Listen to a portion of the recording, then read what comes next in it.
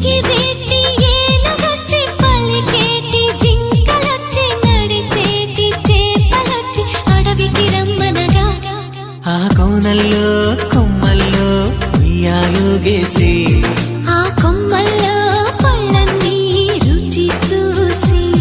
ఆ పళ్ళల్లో మైకంతో మోహం కమ్మేసి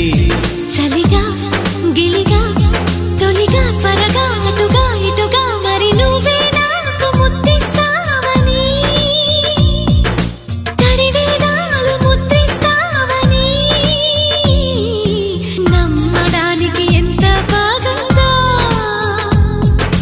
నీకోసం రెక్కల గుర్రం ఎక్కి వస్తానని